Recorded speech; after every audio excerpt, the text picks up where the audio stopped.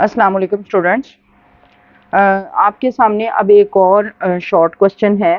Right a short note on rates of organic reactions and solubility of organic compounds in the form of question number 10। तो आज हम discuss करेंगे कि rates of organic reactions के मुतल्लिक, इसके अलावा solubility of organic compounds. So organic compounds they react slowly, ये आहिस्तगी से रिएक्ट करते हैं, इसलिए they have slow rates of reaction, और रेट ऑफ रिएक्शन स्लो होने की वजह से इन रिएक्शन की यील्ड यानी प्रोडक्ट भी लो होती है। अब इसकी रीज़न क्या है? Actually this is due to molecular nature of organic compounds, यानी ऑर्गेनिक कंपाउंड की ये मॉलिक्यूलर नेचर की वजह से होता है।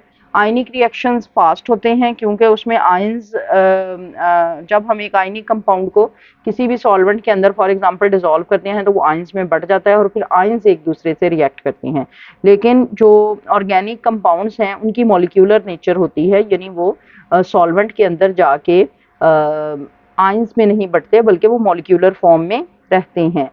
फॉर एग्जांपल जैसा कि हमने पिछले क्वेश्चन में स्टार्च की बात की थी, तो अगर आप स्टार्च के मॉलिक्यूल को किसी सॉल्वेंट के अंदर डालेंगे, यानी ये हमारे पास उसकी एक यूनिट है जैसे C6H10O5, राइट।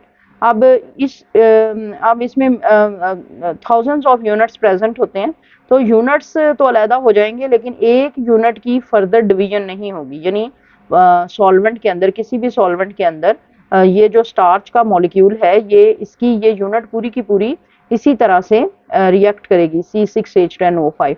जबकि आयनिक रिएक्शंस में क्या होता है, फॉर एग्जांपल जैसा कि आपके पास यानी ये सोडियम क्लोराइड है, ठीक है, और सोडियम क्लोराइड को जब हम पानी में डिसॉल्व करते हैं तो ये छोटे छोटे आयंस में बढ़ जाता है, जैसे सोडियम और क्लोराइड, ठीक है। अब ये सोडियम और ये क्लोराइड अगर इसी तरह का दूसरा कोई आयनिक कंपाउंड फॉर एग्जांपल पानी के अंदर प्रेजेंट है तो उसके साथ ये ज्यादा आसानी से रिएक्ट कर पाएंगे because of the small nature of this entity, इस स्पीशी की स्मॉल होने की वजह से।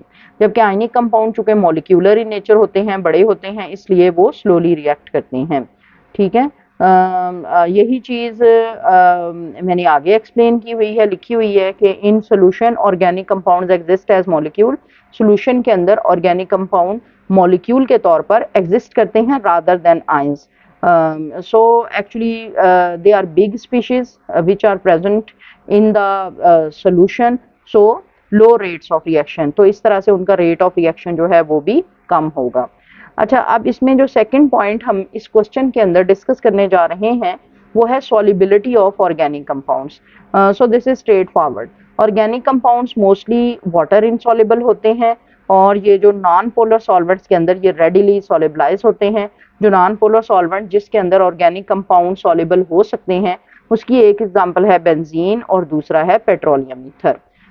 सो this is the end of the topic, that is features of organic compound. In the next video, अगले वीडियो लेक्चर में मैं अगला टॉपिक उसके ऊपर लेक्चर दूंगी in the form of short questions.